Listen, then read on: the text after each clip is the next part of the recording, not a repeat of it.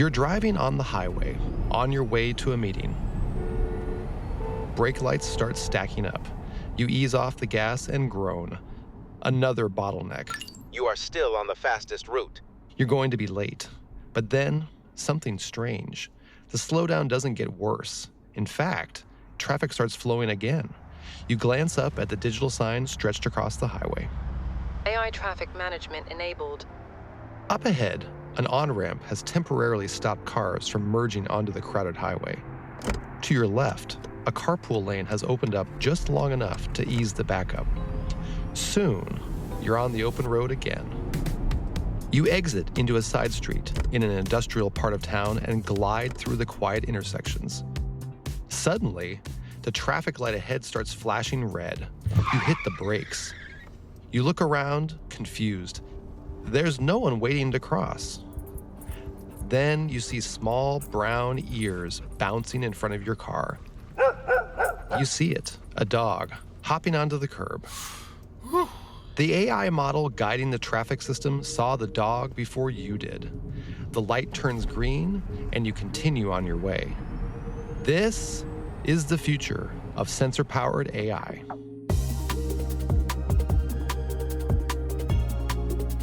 Welcome to Design This Day, a podcast about the futures we want, and the people working right now to make those futures real. I'm your host, Devin Liddell. I'm a futurist at Teague. I spend a lot of my time thinking about the gap between present challenges and future solutions. Today, I'm speaking with Leonardo Giusti, founder and design director at Archetype AI. Leo is building a completely different kind of AI. Before starting Archetype AI, he led design at Google's Advanced Technology and Projects division, where he worked on some of the company's most experimental ideas. I couldn't wait to talk to Leo because his work has the potential to reshape how we think about artificial intelligence and the physical world. Let's get into it, starting with what sparked Leo's curiosity, large language models and how they made sense of vast amounts of information from across the internet. But he wanted to add a twist. He wanted to train an AI model using not words, but sensor data. So we saw, can we do the same? We pre-train a model for sensor data, and that's how Archetype AI started, basically. And now we are building Newton, we call it Newton, which is our foundation model designed for making sense of sensor signal and translate them into a form that we humans understand. When you say making sense of sensor data, that's the headline version of Newton's superpowers, if you will, sort of like taking all of this data that would actually be incomprehensible to the human mind and then turning it into something that can be understood by those around it. Is that sort of a good capture of it? That's it. That's exactly what Newton tried to do. Discover patterns in the physical world that are beyond our capability as humans and present them to us in a way that we can understand. There have been times when I have attempted, and probably fairly clumsily, tried to explain some of the promises of AI. And this is one of the reasons I'm so interested in what you're doing with Archetype AI. And I'll get to it, the clumsy example. I will sometimes say, well, sometimes everyone who's had a dog has probably had some experience similar to this, where you watch the dog try to drag a stick inside the house. Right. And they bring it in broadside, and it hits the sides of the door. And you sort of want to urge it, hey, if you just turned it the other way, you could bring it in. But my sense is that that's probably like when you talk about like the superpowers of sort of pattern recognition around data from all these sensors, it enables that type of insight that maybe we just even can't quite comprehend yet. Is that fair to say that like some of the outcomes that you're after at Archetype AI are in some ways hard to sort of wrap our heads around? Yeah, 100%. And I really like the example of the dog, by the way, because sometimes I feel like we are the dog. Oh, exactly. Yes, we are 100% the dog in that scenario. We are trying to bring this stick inside, and we can't. And we don't, from our limited point of view, we can't understand why we can do it. And that's why I think AI is so powerful in this way, because it can give us these superpowers to actually see beyond our limitation, but in terms of sensing capability that we have, but also cognitive capability, and overcome these limitations so that we can make better decisions, right, on how to organize a boarding process or a factory floor or any other processes. This goes at the core of the vision that we have at Archetype AI. If we are the dog, then Leo is saying that Archetype AI could help us see and anticipate the problem before we reach the door and advise us on how to bring the proverbial stick through the doorway on the first try.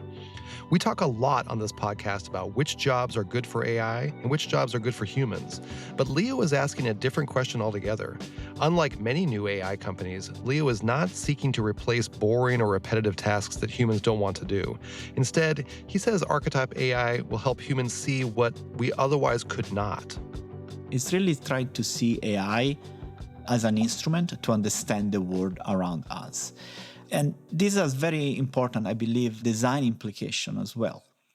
Because if you look at today AI landscape, very often AI is designed as an assistant, right? That take the form of a chatbot or a robot. And in this context, we interact with AI by delegating a task. I tell you to do something, you go out in the world, physical or digital, to do something for me, and you accomplish this task on my behalf. So if we actually change the perspective, those, when AI serves as an interpretation layer for the physical world, like AI as an instrument, things are actually different, right? We actually use AI actively to explore and discover the world around us.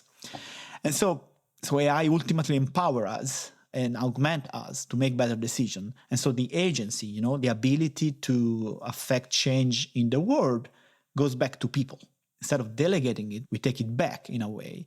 And so that's why we are proposing, from a design point of view, a new metaphor, shifting from the agent, which is the typical metaphor for automation, to the idea of lenses.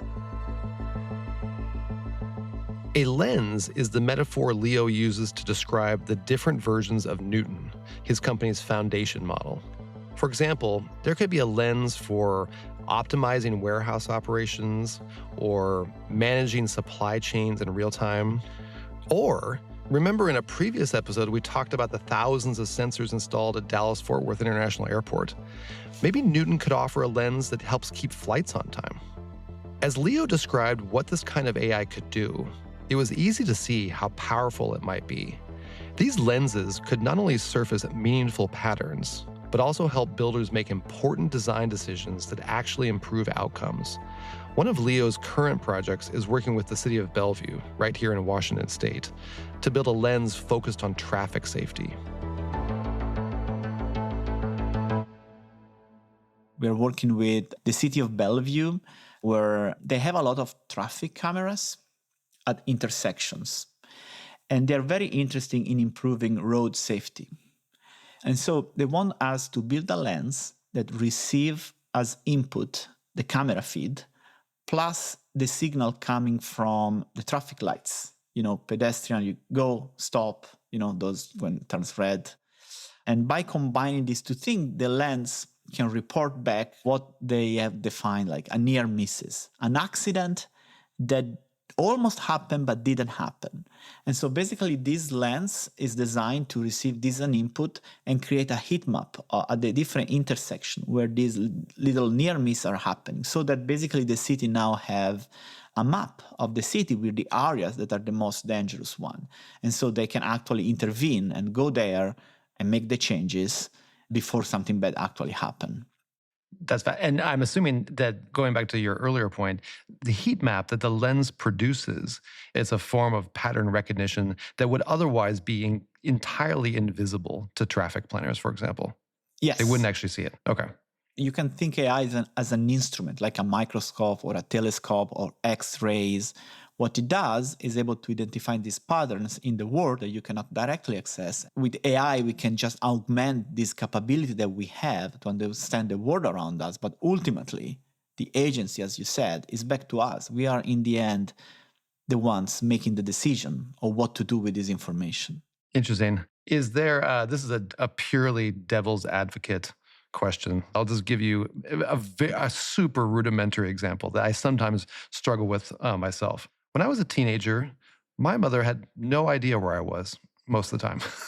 I actually can see where my family is on my phone. I can see their approximate location. I wrestle with that, and I often sometimes try not to look up where they are and simply ask them, for an example of my two teenage sons, I'll say, well, what are you up to? And when might you be home and so forth? When I actually could just look up their precise location and sort of surmise for myself what they're up to. But I guess what I'm after is there a scenario in which we actually have more sensor data than is good for us? I think there are probably scenarios in our everyday life where we want to retain our ability to connect as humans and without relying too much on sensor data or automation in general. And I think it's a very complex question. And honestly, I don't know where is the boundary between what's good and what's bad. What we're trying to do at Archetype, we are trying to start from something where we know there is value. And this is the industrial world. So we are working with partners in the context of safety in construction sites or manufacturing process, logistics, all these industrial use cases where we know there is a problem that we can help solving with AI. And that's, I think it's a good starting point. At the very beginning, you want to be in a place that is a little bit more constrained, and you can start understanding what are these technology, how actually are they really working, and especially with AI. What Leo is saying is that Archetype can do more than just optimize workflows and make construction sites safer for people. He sees even bigger possibilities, like predicting when machines will fail before they actually do. Take wind turbines, for example. Right now, operators often deal with costly downtime when the turbines break down. But in the future, AI could pinpoint the exact moment a part will need replacing, cutting downtime and keeping energy flowing. If you scale that kind of solution across industries, it would be a win-win for profit and sustainability. I'm not an optimistic guy. I'm Italian. I'm very pessimistic. But I do have some hope here that AI can really unlock a new industrial revolution. The idea that we can arrive to an era where the way we make things is way more efficient than we do today. And we also shift the conversation from, and this is a big word. Right now, we're a lot talking about sustainability. Maybe with AI, we could talk about an era of abundance for everyone, because we are getting so good and make use of the resources of our planet that there will be more for everyone. Harvesting resources and using them efficiently is a very, very hard problem. And there is a lot of network effects and complexity that we don't completely understand as human. And maybe with AI as an instrument, it can allow us to see these complexities. It's being very optimistic, but I love it. Well, and I want to ask about that some more, in the sense that when you were first working in developing Newton, were there moments when you were sort of taken aback by its superpowers? There was a moment, personally, I was really like, wait, what? It does what? And we showed that we train our model with a lot of sensor data, motion sensors, temperature sensor, all sort of different things. And then we asked the model to predict things that it has never seen before. And we gave it was some data from the electric grid of some city in Turkey that is public available. The model, without any training, was able to predict a blackout. I say, well, how does it do that? Newton was able to generalize what it had learned about the world, apply it to a data set that it had never seen before, and accurately predict the behavior of a piece of infrastructure. This ability to generalize is what differentiates a model like Newton from older AI models that need task-specific training. But Newton's analytical abilities were not restricted to Earth. It also made forecasts about celestial phenomena that, to the human mind, seemed completely unrelated to the original dataset. And there are a few other things, like it was able to predict sunspots, those phenomena in the sun, which are completely orthogonal and nothing to do with each other. And we don't know exactly. There are some hypotheses in the paper about how the model sort of like has developed some sort of representation, deep representation of how things work in the physical world beyond the specific sensor. And so at the end of the day, maybe the model has understood some sort of basic understanding of the world of physics in a way, and how things work, and now is able to do all this sort of prediction and detections. But that was a moment where we were like, oh, that's actually quite interesting. Even from a philosophical point of view, right? I mean, has it discovered a new general equation of the physical world? I mean, this is just very speculative and right. question. I don't know the answer, maybe not, but it's interesting to think about it, I'm assuming this must challenge your deeply entrenched pessimism as an Italian, right? I mean, yeah, 100%. 100%. It's hard not to get excited about this, right? I know. A model that could unlock all new understandings of the world. Right. That's kind of extraordinary. When you think about what you're doing now at Archetype AI through the lens of design, what are some of the biggest design challenges you're trying to solve in terms of where you're going with Archetype AI? In terms of design challenges, there is a straightforward interaction design challenge, which is like, how do you interact with an AI that is in the world nearby you, alongside you? If you really think about that, when we interact with other people, for example, in the physical world, we are not only using language, right? You and I, if we were here together and we were trying to do something on a desk, we look at each other in the eye, we point at things. There is a lot of non-verbal activities, communication that help us to anchor that language into what actually means. That's why, for example, it's very weird sometimes to interact with disembodied AI agents, Alexa and so on, because they really don't know what's going on around them. And you have to describe everything with language, right? To the point when it's ridiculous. And so one of the biggest challenges that we have is like, how do you, beyond language, can orient the model toward the things that you are interested in? How do you orient, for example, its attention to a certain portion of the world? One quick story about that as an exemplar of that I think it was the first time we had, I won't say which one it was, but the first time we had a conversation-based AI in our home.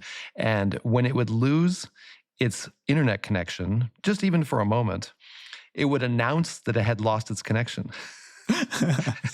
Which sounds completely benign. And to your point about how an engineer might sort of say, well, yeah, of course, just when it loses its internet connection, it should just tell the user that it's lost its connection. But in practice, and to your point about context, this happened to me a number of times where I was near asleep on the couch late at night, might be 12:30 a.m., and all of a sudden this disembodied voice comes out of the darkness and says, I've lost my internet connection, which of course I don't hear with the words. All I hear is someone is speaking who should not be there. Now, this is a great example. I'm going to reuse it in some of my future talk because it's perfect. This idea that we are really putting a lot of effort to make devices smarter and smarter and smarter, but can we make them more polite too? Can we make them more considerate of what's happening around them?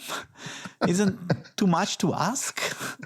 Like, why they interrupt me with a stupid notification when I'm about to fall asleep on the couch? Or why they just like announce something weird where I'm having dinner with my friends? What if devices around us have some sort of like social grace as well, right? That they understand the world around them and social relationships, and use that as an information to make decision when to interrupt us.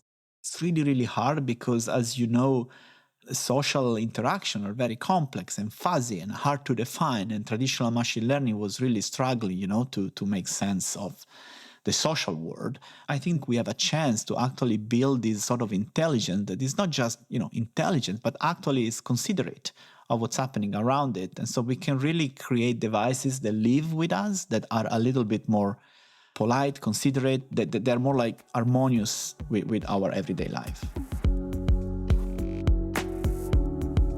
This idea of making AI technologies polite or considerate points to a more fundamental principle that I think a lot about in my work.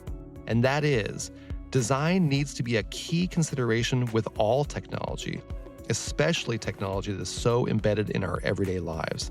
It's the difference between something that integrates intuitively into our interactions with the world and something that gets discarded after a few uses. I'll always be an advocate for building systems that are not only intelligent, but also respectful, responsive, and aware of the social context around them. One of the future projects that we are thinking about is like when the AI, for example, detects someone in a wheelchair or someone with that is struggling to go across the street, maybe the lens can actually inform like the light traffic itself and increase the time to go across the road, right? So in this case, the AI is here with me in the physical world and is helping me to do something in real time.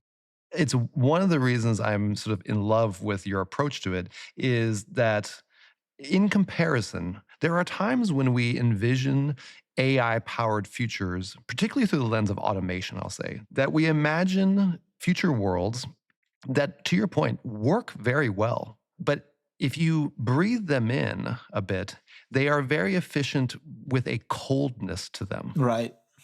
Meaning that they are, it's great. It's great if you are the person who is not suffering an anomaly. If you are the user who is not outside the norm, right? But what you're describing is actually very, very different, which is like sort of this, extraordinary superpower of seeing patterns, but also sort of stepping in and being actually, this might be a strange way to describe it, but almost warm in its embrace of everyone around it. Yeah, I mean, if we really want to create a world where people and AI live together, they need to understand each other.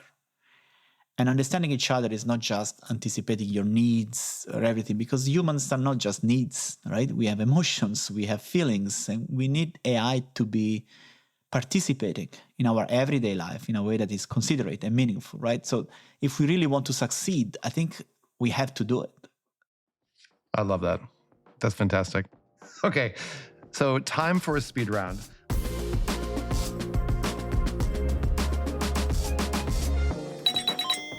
What is your take on the most overhyped technology? I just moved into a new house and I'm putting blinds everywhere. And the most overhyped technology are motorized blinds. Everyone come to my house, try to sell me motorized blinds. And I say, I don't need it. I don't need to press a button to operate my blinds. First of all, I'm not that lazy, but also I love the idea to go there and open the windows by myself in the morning, because that gesture, it is beautiful. In the morning when I wake up, I open the window and the sun comes in. And so I think I'm in this world now where I'm trying to install blinds in my house, and the most overhyped technology for me is motorized blinds. And I think we should move beyond it. It's perfect in its analogness. We just need to keep it. Yeah. All right. Other end of the spectrum, what's your take on the most underhyped technology? During COVID, we developed a vaccine in 1 year. And we accelerated the development of this technology, the mRNA technology, which allow us to deliver specific instruction to cell to make proteins that can be used to fight viruses and possibly develop individualized cancer treatment. And I don't have a background in biology or anything, but it seems to be such an incredible thing. And I don't understand why we don't talk more about it, because this can dramatically change our life. I mean, it seems such a powerful thing. And I feel like we're talking too much about AI, No, I love that. What book or show has influenced how you're thinking about your role as an innovator right now? I think one of the books that has influenced my career the most is the work of a Russian psychologist that I studied when I was in college. His name is Vygotsky. And he has this theory about how human intelligence doesn't only exist in our brain, but is actually the result between the interaction between us and the environment around us. And it is always mediated by the tools we use, whether these tools are materials or immaterials, like mathematics, for example. But It's always, and then as a designer, this really click with me and say, well, if I can change this tool and make them better, I can make people smarter. That book for me was really important in the way I grew as a designer. The book is called Mind in Society by L.S. Vygotsky. All right, last one. What's an innovation in another industry that is particularly compelling or exciting to you? And that might have helped you think differently about what you're doing? I found myself always in these weird places as a designer where I question myself, am I a designer? What I'm doing here? And so I often think about architects, where a lot of the work they do is start from the material itself. They take a material and take inspiration from this material to create a building, and they try to build something that is unique and authentic to this material. So I'm really trying to study AI as a material so that I can actually build something that is authentic to this material, but also eventually meaningful for people. Because if you don't appreciate it, understand it, then you're going to build something that it doesn't really make much sense. It's very unexpected. I did not expect that's where you were going, but it's beautiful. You are for sure a designer, so you should put aside that self-doubt. But maybe all designers worth their salt are actually racked with self-doubt. But it reminds me of there's an old dumb joke, of course, about designers, and it goes like this. It says, "How many designers does it take to change a light bulb?" The punchline, of course, is, does it need to be a light bulb?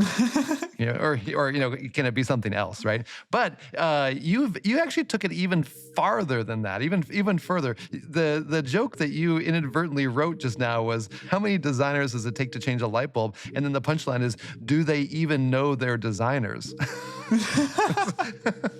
That's fantastic. That's my life. Thank you.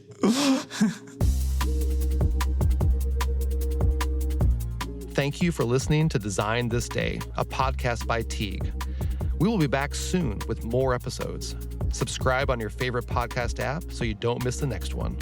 And if you have a complex problem that needs solving, we'd love to hear from you. Visit us at teague.com or send us an email at hello@teague.com. You wanted less about let's get into it, and more let's get into it, like that. Like that.